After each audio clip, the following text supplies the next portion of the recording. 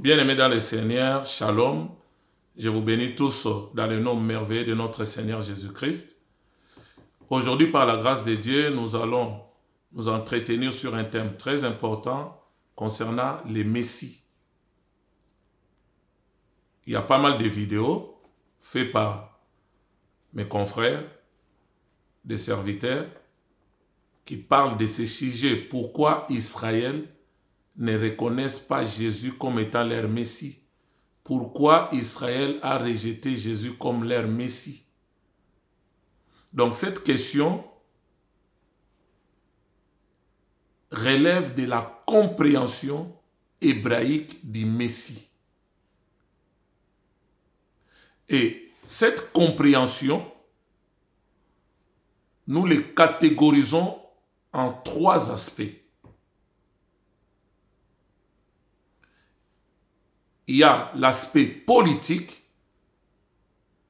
il y a l'aspect religieux et il y a aussi l'aspect culturel. C'est-à-dire, dans la compréhension hébraïque, le Messie, c'est un homme, un leader qui sera charismatique, il sera comme un rabbin, un enseignant de la Torah, une personne importante et qui accomplira des prophéties spécifiques.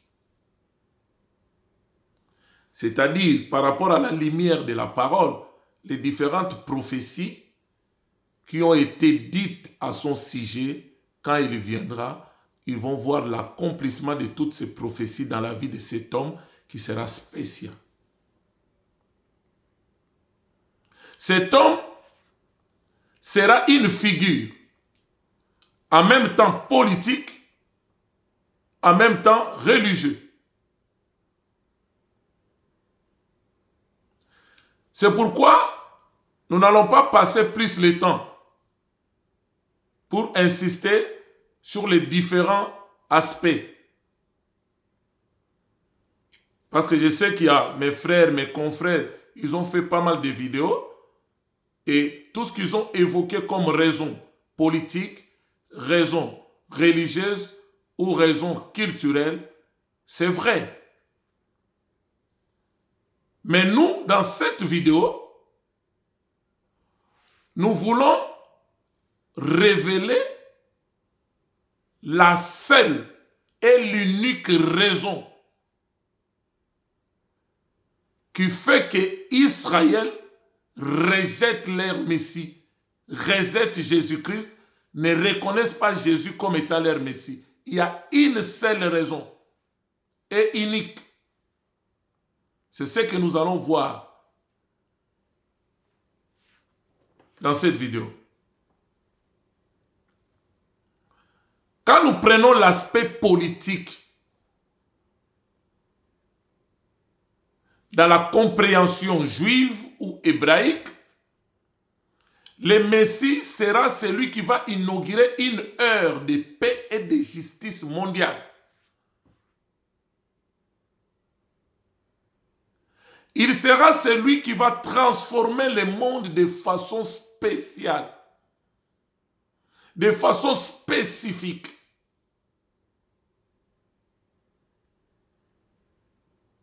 C'est pourquoi, quand nous entrons dans la prophétie biblique, dans la dernière semaine de la prophétie de 70 semaines d'année de Daniel, quand Lucifer va régner pendant cette période de 7 ans, divisé en deux, 3 ans et demi de la tribulation et 3 ans et demi de la grande tribulation, et vous allez voir dans la première moitié de 3 ans et demi, l'Antéchrist, selon la prophétie de Daniel 9, il fera une solide alliance avec plusieurs et avec Israël.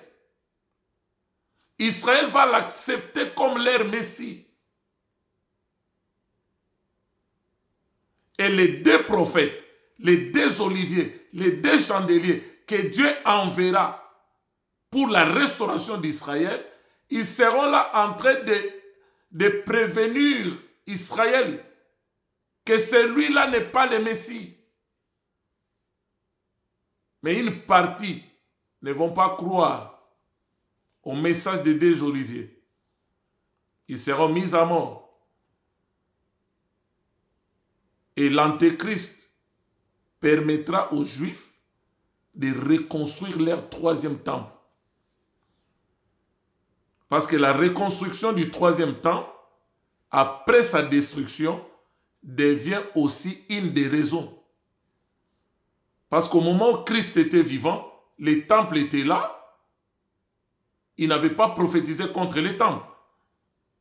Donc parmi les exigences juives, on ne pouvait pas parler qu'il va nous aider à reconstruire le troisième temple. C'est-à-dire, ce désir ou cette exigence est venue après la destruction du temple à l'an 70 de notre ère.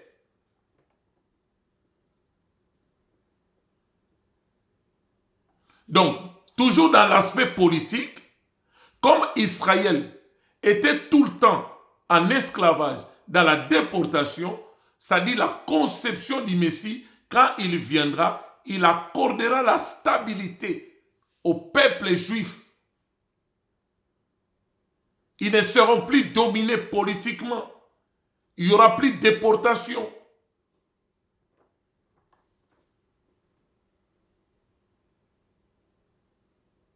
Il va réunir tous les juifs de la diaspora, ceux qui sont dispersés sur la face du monde. C'est un rassembleur.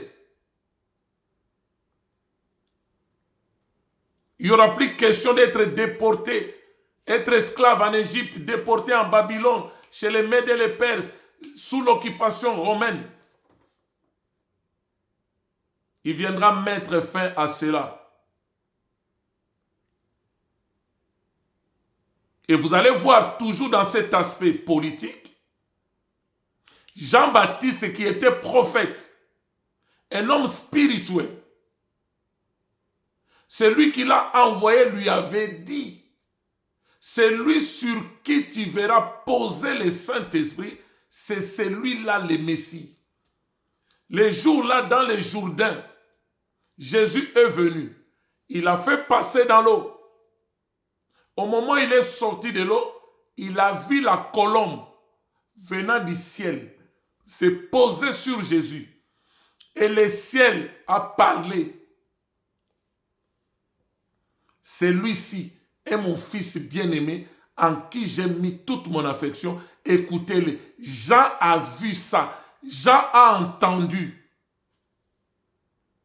Lui-même, il confirme que c'est lui qui m'avait envoyé, m'avait dit, la personne sur qui tu verras poser le Saint-Esprit, c'est celui-là, le Messie.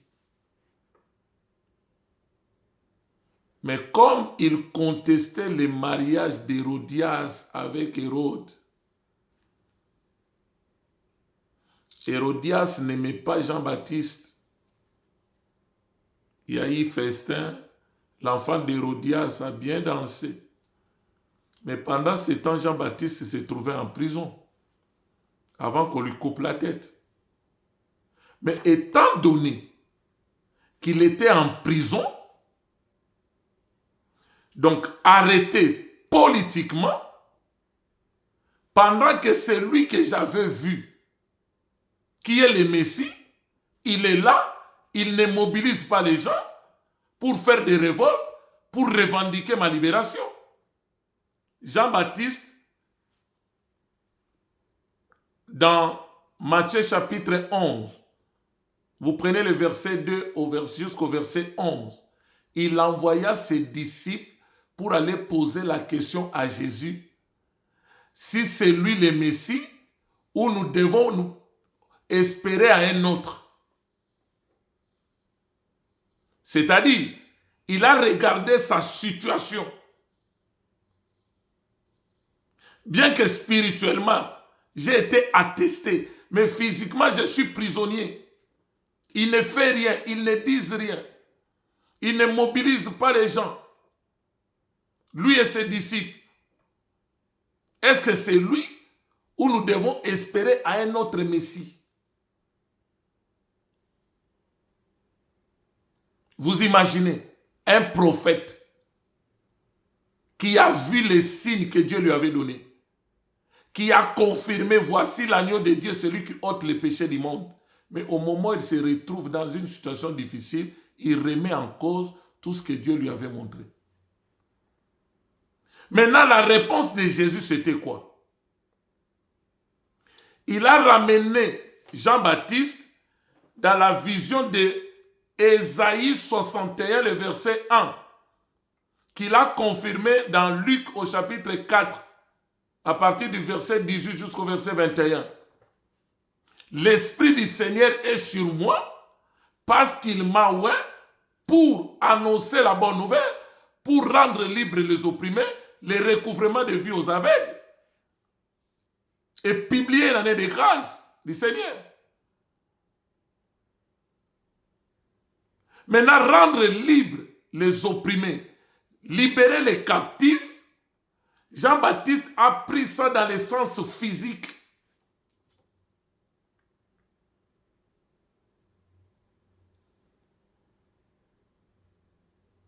Il a confondu la mission du Messie Jésus et la mission de Moïse.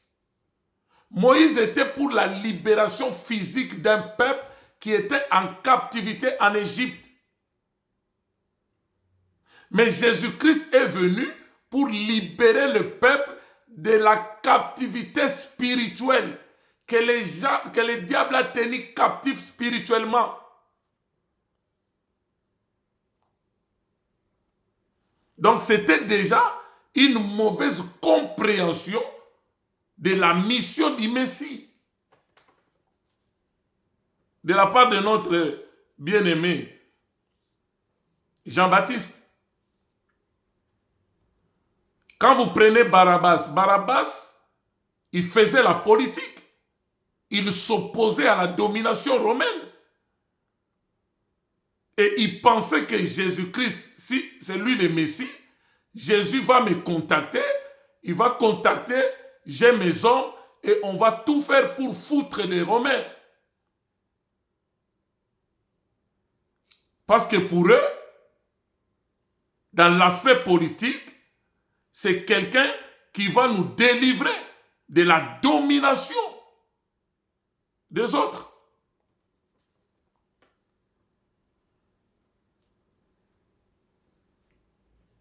Quand vous allez dans les aspects religieux, deuxième point,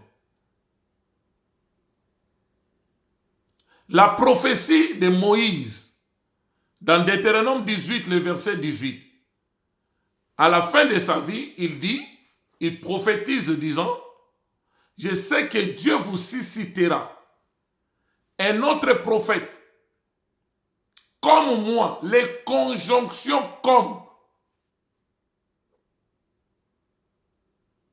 C'est très important. Un prophète comme moi. Et il dit, écoutez-le. En d'autres termes, moi, vous ne m'avez pas écouté. Mais lui, vous allez l'écouter. Il sera comme moi. Maintenant, les conjonctions comme. Nous allons maintenant faire le parallélisme entre la mission de Moïse, qui était Moïse, qu'est-ce qu'il a fait, et son semblable, celui qui devrait être comme lui, Jésus-Christ. Moïse était le libérateur du peuple physique de Dieu qui était en esclavage en Égypte. Là, nous sommes dans Exode au chapitre 3. Maintenant, Jésus, il est le libérateur spirituel d'un peuple qui est dans la captivité spirituelle. Luc 4, 1 à 18. Luc 4, le verset 18 jusqu'à 21. La Bible dit, Jésus entra dans la synagogue. On lui remit les rouleaux du livre du prophète Ésaïe. L'endroit où Ésaïe avait prophétisé dans Ésaïe 61, le verset 11. Que l'Esprit du Seigneur est sur moi, parce qu'il m'a oint, pour rendre libres les opprimés, les recouvrements de vie aux aveugles, publier une année de grâce du Seigneur. Mais le jour de vengeance, ça c'est la seconde venue, il n'a pas touché ça. Et Jésus a dit, après avoir fait la lecture, il a remis le rouleau, il dit à la foule, cette portion de l'écriture que vous venez d'entendre vient de s'accomplir. Les Juifs dans la synagogue étaient choqués. Il n'y a que le Messie qui doit accomplir cette prophétie. Ils ont pris des pierres pour les lapider et il est parti. Moïse est libérateur physique d'un peuple esclave. Moi, je suis le libérateur spirituel d'un peuple esclave spirituellement. C'est là où il disait avec des pharisiens dans l'évangile de Jean chapitre 8, le verset 32. Si le Fils de l'homme vous affranchit, vous serez réellement libre. Eux, ils ne voyaient pas cette liberté spirituelle, mais ils voyaient la liberté physique. Ils ont répondu à Jésus, nous sommes esclaves de personne, nous avons pour père Abraham. Nous ne sommes pas des enfants illégitimes. Mais Jésus parlait de la liberté spirituelle et non physique. Moïse était porteur d'une alliance. C'est lui qui a inauguré la nouvelle alliance avec le sang animal. Maintenant, Christ, il est aussi porteur d'une alliance, mais il a apporté la nouvelle alliance, mais il l'a inauguré avec son propre sang. Moïse a publié la loi, mais Christ est venu pour publier la grâce. Moïse a inauguré le sacerdoce aaronique, puis lévitique, qui se faisait avec le sang de taureaux et de boucs. Maintenant, Christ est venu, il a publié, il a inauguré le sacerdoce royal, qui a été fait avec son propre sang, une bonne fois pour toutes.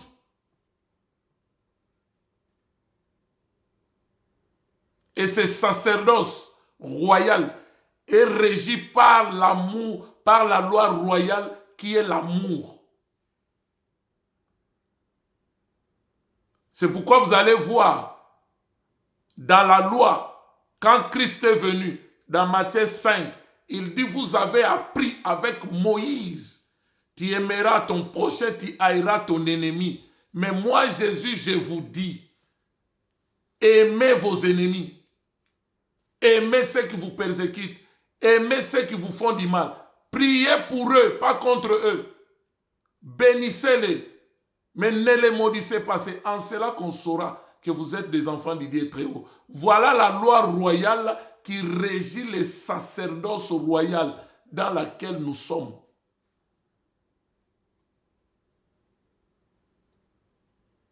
Dans l'épître de Pierre, il dit quoi? Vous êtes une race élue, un peuple acquis au prix de son sang, un sacerdoce royal. Nous sommes en même temps des sacrificateurs et des petits rois. Et c'est l'amour qui doit nous régir. Voilà ce que Moïse avait prophétisé, Deutéronome 18, 18. Un prophète comme moi. La conjonction là, comme, est très important.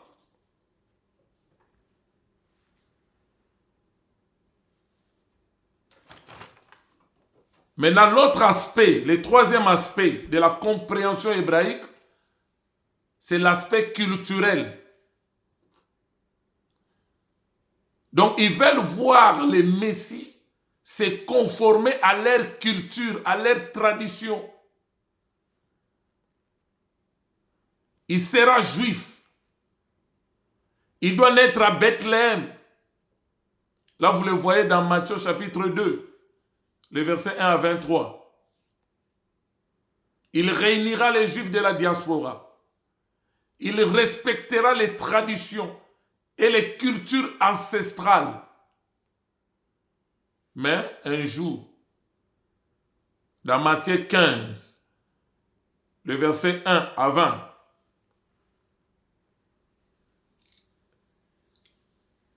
les Juifs disent à Jésus, vos disciples ne respectent pas la tradition. Ils mangent sans laver les mains. Donc, en d'autres termes, dans l'aspect spirituel, dans l'aspect culturel, si vous étiez le Messie, vous devrez veiller à ce que vos disciples respectent la tradition. Donc, comme vous ne veillez pas sur ça, vous n'êtes pas le Messie. Dans l'aspect politique, les Romains sont là en train de nous dominer. Et tu ne renverses pas cette situation. Tu n'es pas le Messie.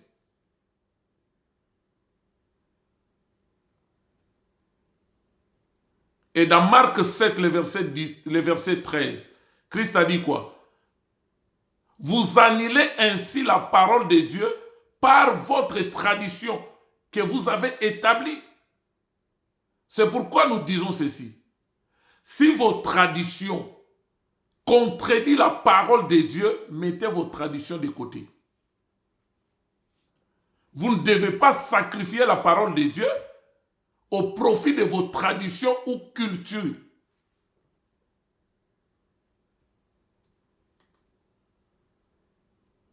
Vous anéantissez la parole de Dieu au profit de vos traditions.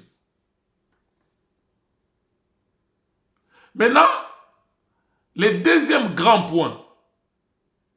Lorsque Jésus est venu, il voulait faire voir au monde, au peuple juif, que c'est moi qui suis le Messie, destiné pour vous.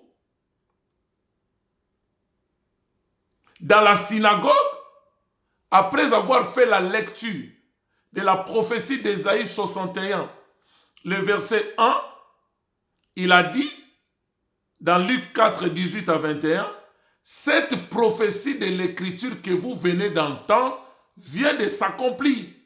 Donc c'est pour dire, devant toute l'assemblée, c'est moi qui suis votre Messie. Mais ils l'ont chassé, ils ont cherché à les lapider.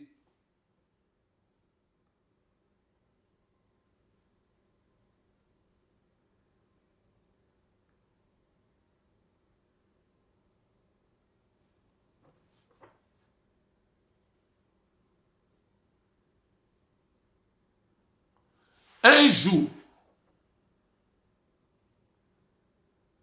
il parlait avec la femme samaritaine. Dans l'évangile de Jean, au chapitre 4, les versets 25 à 29. Là, je vais aborder directement le troisième point pour évoquer la seule et l'unique raison qui fait que les Juifs rejettent Jésus, ne reconnaissent pas que Jésus est leur Messie. Vous allez comprendre cette raison.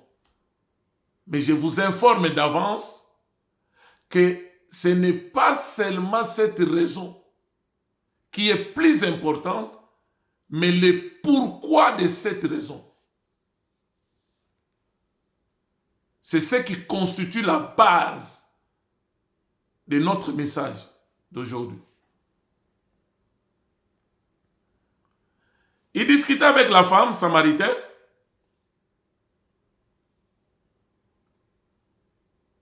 La femme samaritaine a dit ceci. Je sais que le Messie viendra. À vous entendre parler, vous parlez comme le Messie. à vous entendre me révéler des choses cachées, c'est pour dire, vous ne me séduisez pas. En vous regardant, vous ne lui ressemblez pas. Mais je sais que le Messie viendra. Quand il viendra, il nous dira des choses que vous êtes en train de me dire.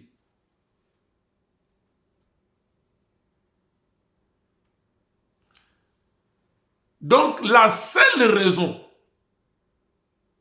qui fait que Israël n'a pas reconnu Jésus comme étant leur Messie, c'est l'aveuglement. Et cet aveuglement ne vient pas de Satan, mais ça vient de Dieu lui-même. C'est pourquoi je vous ai dit, ce n'est pas la raison qui est plus importante, mais ce qui est encore plus important, c'est le pourquoi de cet aveuglement.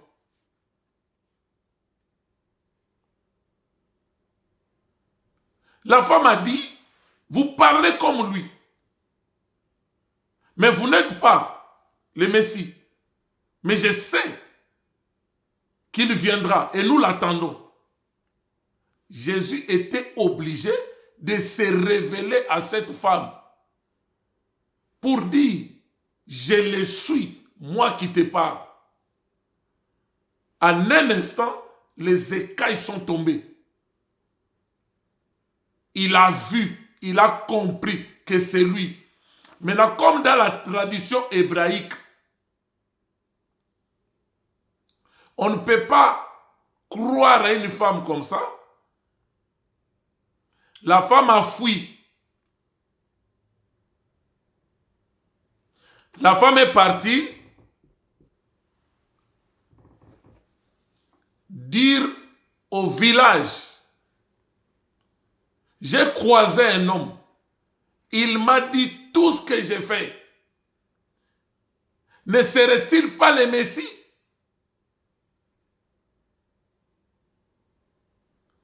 La foule est venue. Ils ont écouté Jésus parler. Et ils ont cru en lui. Et ils sont allés dire à la femme, nous l'avons cru, pas parce que toi tu nous as amené les messages, mais parce que nous-mêmes, nous l'avons entendu et nous avons compris que c'est lui.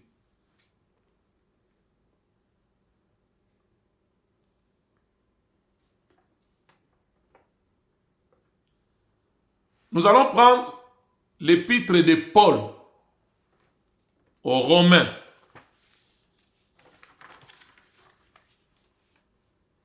Nous allons voir cette raison. C'est derrière cette raison que nous appelons l'aveuglement d'Israël qui cache maintenant toutes les raisons qu'ils évoquent, que ce soit dans l'aspect politique, aspect religieux ou l'aspect culturel, pour justifier leur aveuglement. Écoute ce que dit la Bible. Là, je suis dans Romains 11, vous notez le verset 1 jusqu'au verset 36, vous allez lire.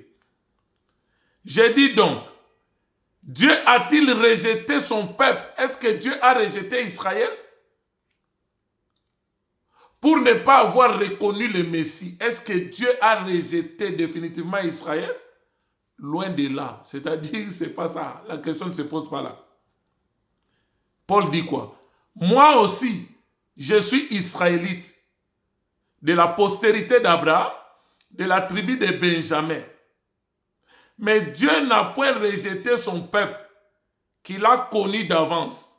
Ne savez-vous pas que l'Écriture rapporte à Élie comme il adressait à Dieu cette complainte contre Israël? Seigneur, ils ont tué tes prophètes, ils ont renversé tes autels. Je suis resté moi seul. Ils cherchent à m'ôter la vie. Mais quelle réponse Dieu lui fit-il? Je me suis réservé 7000 hommes qui n'ont point fléchi les genoux devant Baal. Ça veut dire, s'il y a un groupe de Juifs, une partie d'Israël qui rejette Jésus comme étant leur Messie, ce n'est pas tous. Il y a une minorité que Dieu a mise à part, que Dieu a révélée pour qu'ils reconnaissent que Jésus est le Messie. Voilà pourquoi aujourd'hui, nous avons des Juifs messianiques. Parce qu'ils croient que Jésus est leur Messie. Mais pour les autres, il n'est pas leur Messie. Et la raison, c'est quoi? C'est l'aveuglement. Et cet aveuglement ne vient pas de Satan, de Dieu lui-même. Le texte est en train de prouver cela.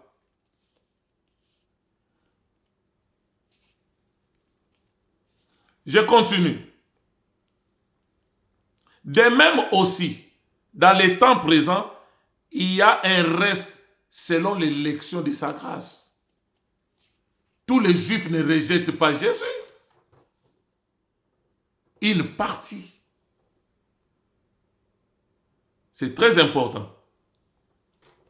Je continue. Or, si c'est par la grâce, ce n'est plus par les œuvres. Autrement, la grâce n'est plus une grâce. Si c'est par les œuvres, ce n'est plus une grâce. Autrement, l'œuvre n'est plus une œuvre. Quoi donc? Ce que Israël cherche ne l'a pas obtenu, mais les élus l'ont obtenu, tandis que les autres ont été quoi? Endurcis. Les autres. Mais les uns, Dieu leur a accordé la révélation pour qu'ils comprennent que Jésus est leur Messie. Mais pour les autres, ils ont été endurcis. Selon qu'il est écrit, quand on parle de l'endurcissement, ça concerne quelqu'un qui a la connaissance de la chose, qui voit la chose, qui voit l'accomplissement, mais il refuse d'admettre, il refuse de croire. C'est ça la réaction des pharisiens, des scribes, des sadducéens. Ils voyaient les miracles que Jésus produisait. Ils voyaient les surnaturels. Mais ils étaient endurcis, donc ils refusaient de croire.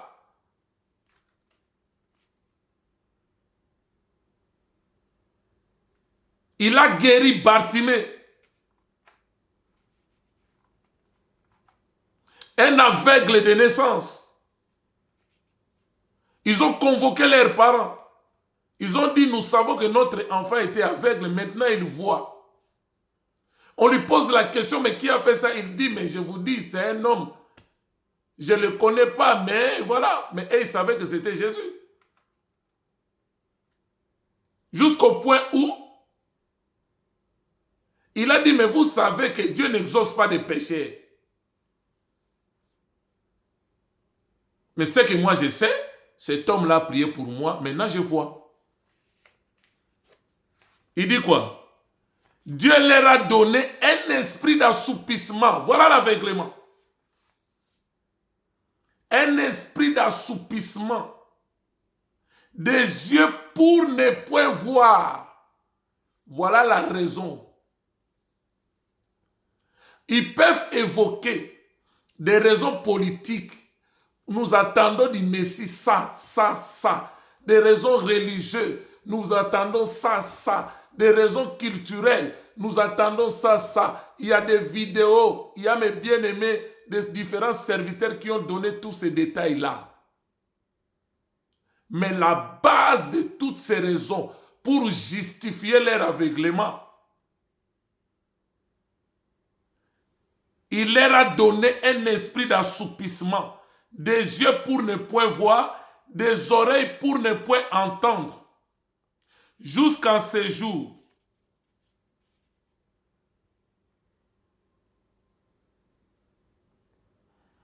Et David dit que leur table soit pour eux un piège, un filet, une occasion de chute, une rétribution, que leurs yeux soient obscurcis pour ne point voir, et tient leur dos continuellement courbé. Celui qui a le dos continuellement courbé, il ne peut pas voir devant lui, il regarde par terre.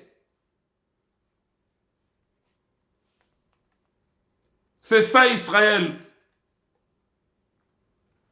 Maintenant, il dit au verset 11, Romains 11. J'ai dit donc, est-ce pour tomber qu'ils ont bronché? Loin de là. C'est comme pour dire, les Juifs qui rejettent Jésus maintenant, est-ce qu'ils sont tombés? Il dit loin de là, c'est-à-dire la question ne se pose pas là. Mais écoute maintenant la raison de cet aveuglement. Il dit ceci.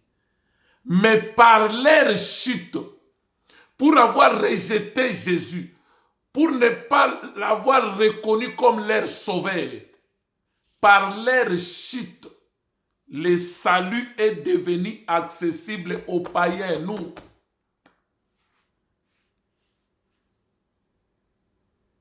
Afin qu'ils fussent excités à la jalousie.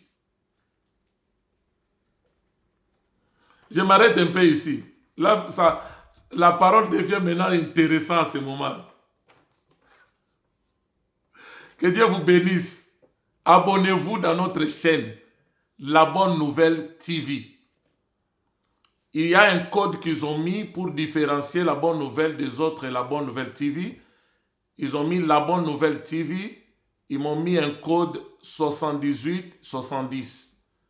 Pour les gens qui l'utilisent comme le langage belge, La Bonne Nouvelle TV 7870. Donc, par leur chute, pour avoir rejeté le Messie, pour avoir rejeté Jésus, le salut maintenant est devenu accessible à nous, les païens. C'est pourquoi il y a des gens qui font des débats inutiles. Je vois des pasteurs qui font des débats inutiles avec les autres religions. Vous êtes nés de nouveau, baptisés dans le Saint-Esprit. Vous avez la révélation de la parole de Dieu, la Bible. La Bible n'est pas un livre d'histoire ni de géographie où un intellectuel peut lire et interpréter la Bible. Non! Il faut avoir l'Esprit de Dieu, le Saint-Esprit pour décoder la Bible. Maintenant, vous faites les débats avec les gens qui ne sont pas nés de nouveau, qui n'ont pas le Saint-Esprit. Comment ils peuvent décoder la Bible? Ils font les débats intellectuellement. Or, les débats doivent être spirituels.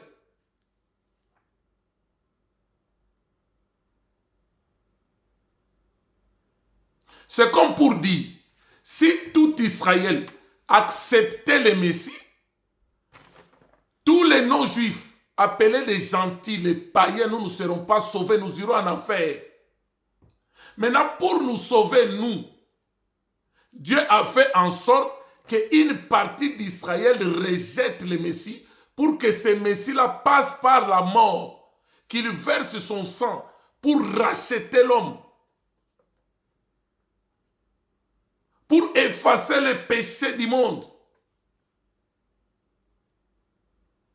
C'est pourquoi il y a des types. Je vais vous donner des types et vous allez comprendre ce que je suis en train de dire. Vous allez dans les livres d'Esther. Vous prenez le chapitre 1, les versets 10 à 22. Esther chapitre 2, les versets 1 à 17. Là, on ne lit pas, mais je vous relate un peu la synthèse de cette histoire. Il y a le roi Assuérus, qui est l'image de l'époux. Il joue l'image de Christ, l'époux, notre époux. Mais Assuérus, en tant qu'époux, il avait d'abord sa femme légitime qui s'appelait la reine Vasti. Or, la reine Vasti typifie Israël,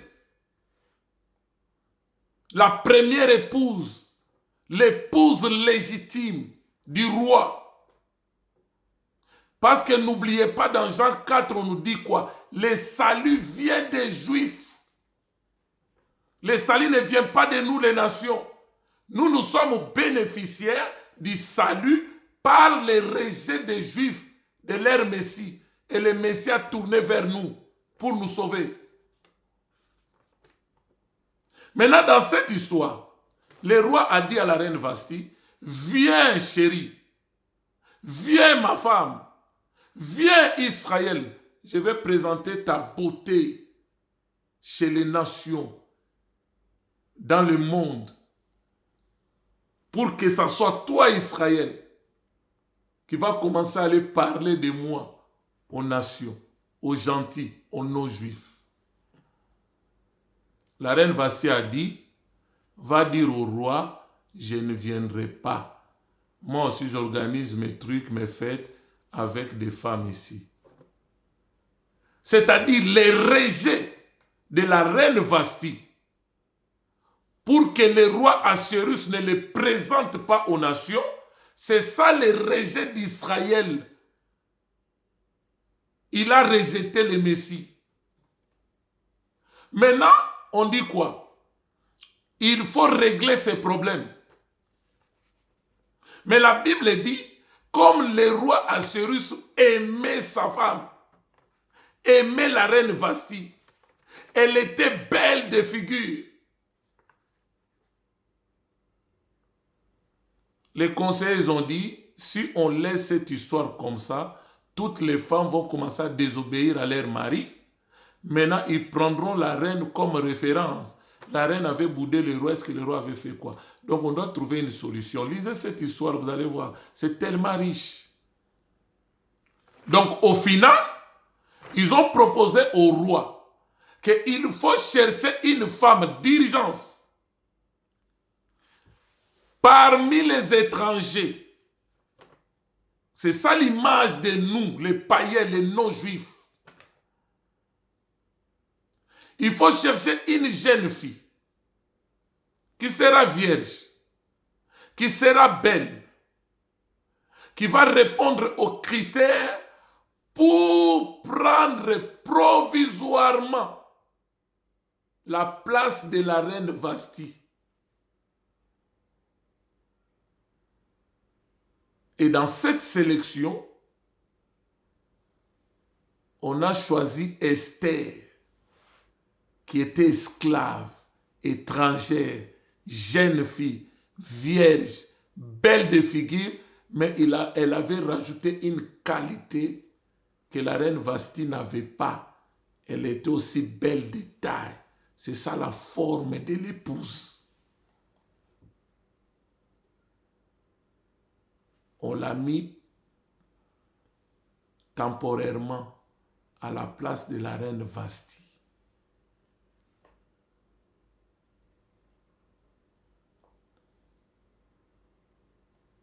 C'est pour nous dire ce que l'apôtre Paul est en train de nous dire dans Romains 11.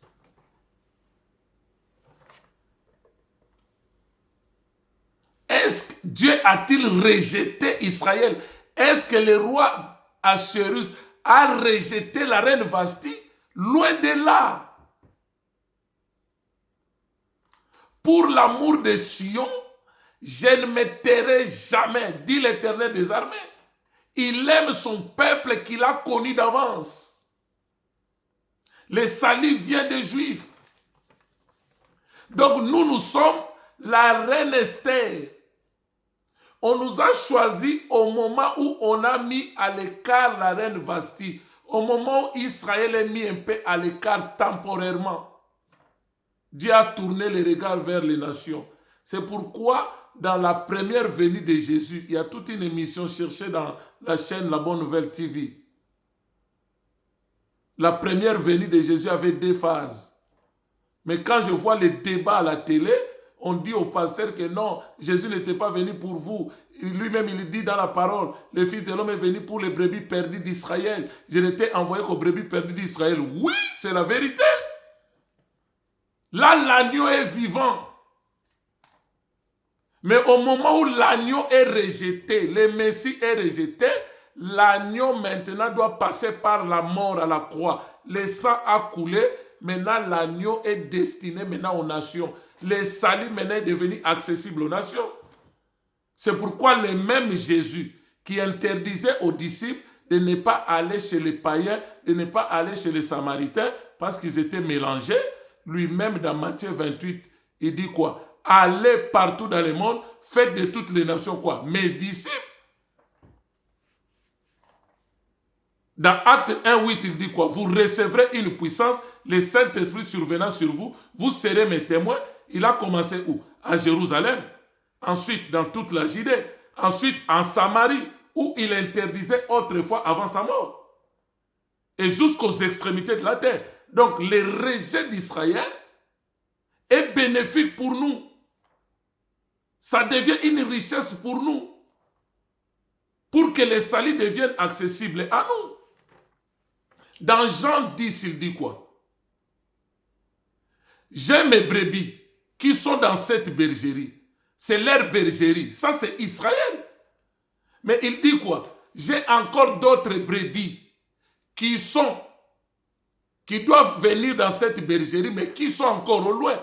Les peuples qui sont au loin, c'est nous, des non-juifs.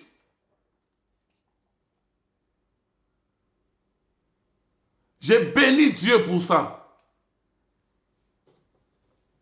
Il a fallu que la reine Vasti refuse l'offre du roi pour le présenter aux nations.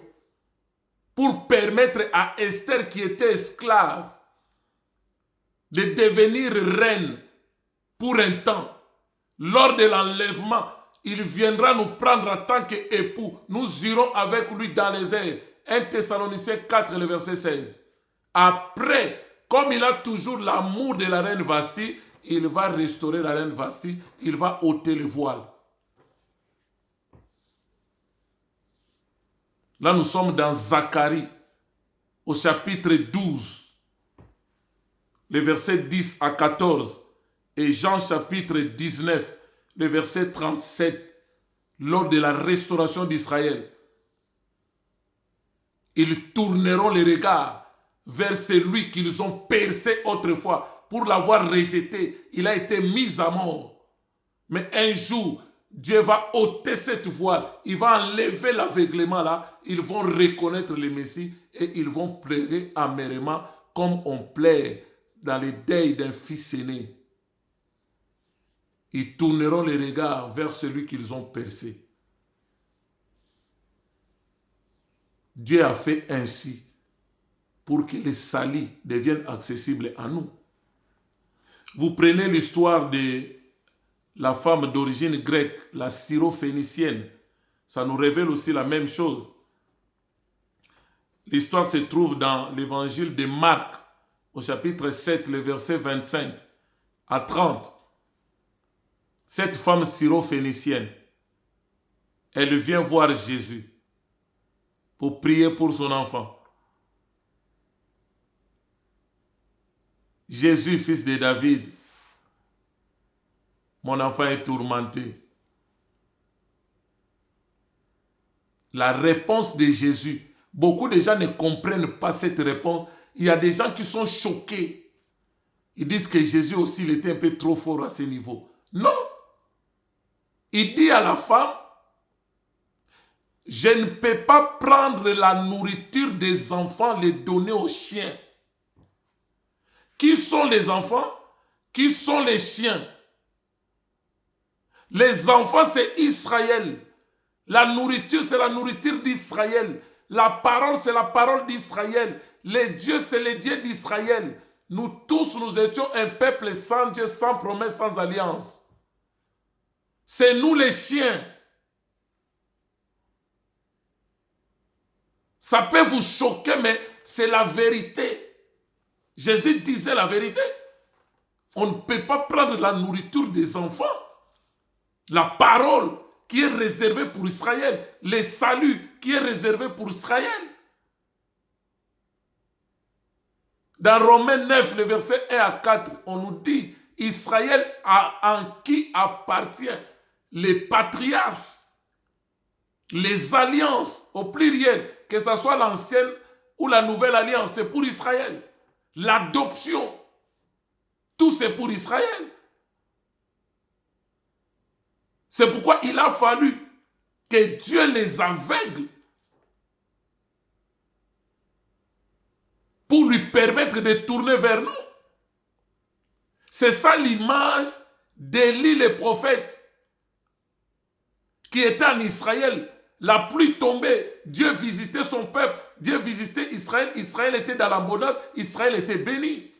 Mais un jour, il a fermé les ciels. Il n'y aura ni rosée ni pluie. La sécheresse est arrivée en Israël. C'est ça l'image des rejets. Mais l'objectif de fermer les ciels en Israël, c'était pour faire quoi? C'était pour tourner et aller maintenant chez la veuve de Sarepta, qui allait mourir. Il lui restait un peu d'huile, un peu de farine. Il devait faire la nourriture et manger avec son fils et attendre la mort. Donc si Dieu n'avait pas fait ça, nous serons morts. Il doit fermer les ciels. Et vous allez voir, Jésus-Christ a reproduit ce que Élie avait fait.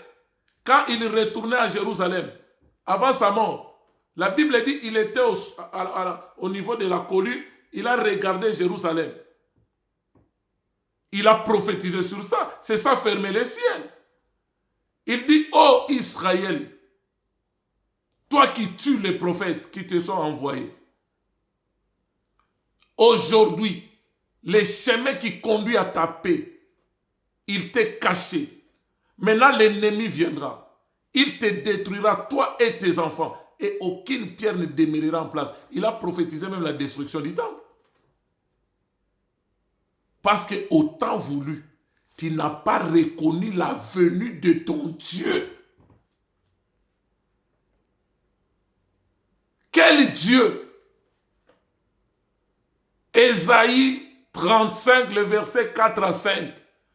Israël, mon peuple, vous qui gémissez, vous qui se lamentez, l'Éternel, ton Dieu, viendra lui-même et il te sauvera. Comment nous allons reconnaître la venue de ce Dieu quand il viendra pour nous sauver? Je vous donnerai moi-même un signe, une vierge enfantera. Ésaïe 7, 14. Est-ce qu'une vierge peut enfanter? Non, c'est impossible. Dans Luc 1, l'ange a parlé avec Marie. Marie a dit, mais comment cela se fera possible? Parce que je ne connais point d'homme. Le Saint-Esprit te couvrira de son ombre. Et le saint enfant qui naîtra de toi sera appelé fils du Dieu très haut.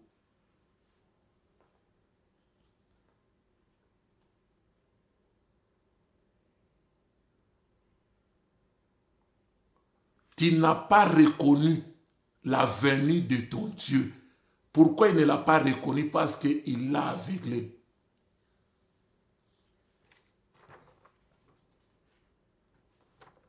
Des fois, quand vous lisez ces textes-là, on dit, mais si c'est lui-même qui fait cela, mais pourquoi blâme-t-il encore? C'est là où la Bible dit, il fait grâce à qui il veut, miséricorde à qui il veut. Cela ne dépend ni de celui qui veut, ni de celui qui court, mais de Dieu qui fait miséricorde. C'est-à-dire celui qui veut, c'est-à-dire ça exclut la volonté humaine, ni de celui qui court, ça exclut les œuvres des hommes. Mais c'est Dieu qui accomplit tout.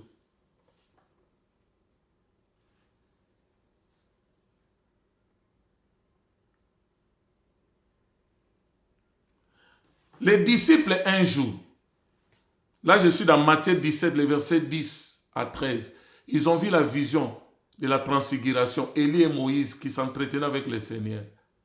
En descendant de la montagne, les disciples ont posé la question à Jésus, mais pourquoi les scribes disent-ils que Élie doit venir premièrement rétablir toutes choses?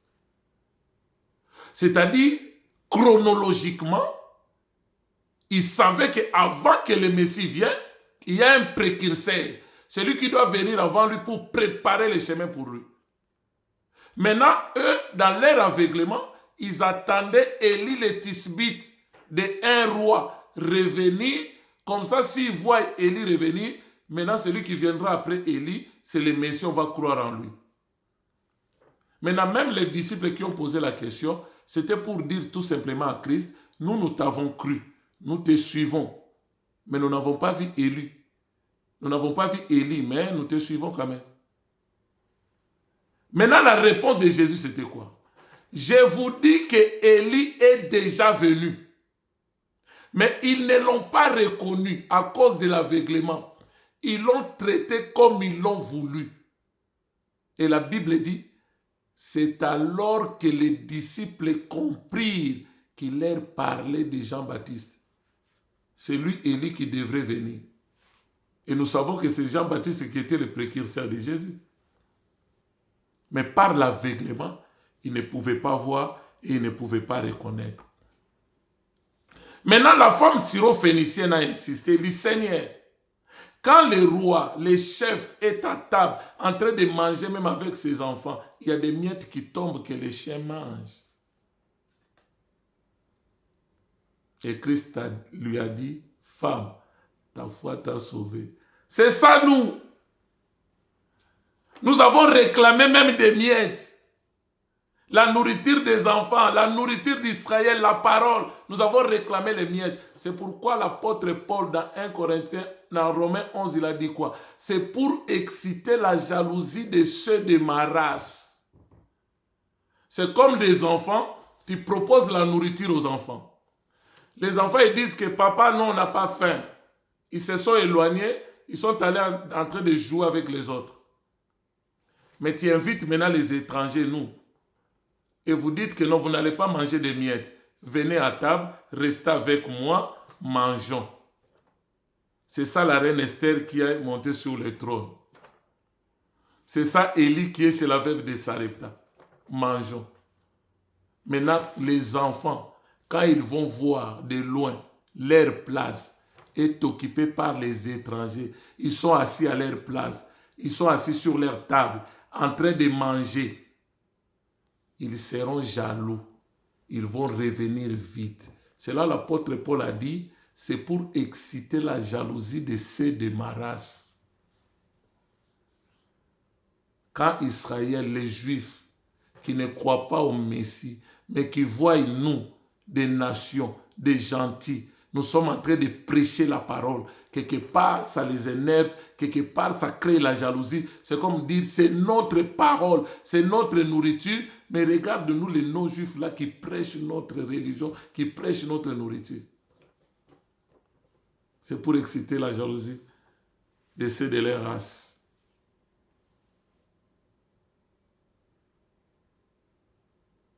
N'oubliez pas de vous abonner dans notre chaîne. La Bonne Nouvelle TV. Likez nos vidéos, faites-nous des commentaires, partagez nos vidéos, que les autres aussi soient bénis. C'est une façon d'évangéliser aussi la parole. Quand les gens sont illuminés, sont éclairés, non seulement moi j'aurai ma part pour avoir fait cette vidéo, vous aussi vous aurez votre part pour avoir distribué la vidéo aux bien-aimés. Donc, peu importe les raisons que Israël évoque, que ce soit aspect politique, aspect religieux ou culturel, tout ça, il y a une seule et unique raison. C'est l'aveuglement.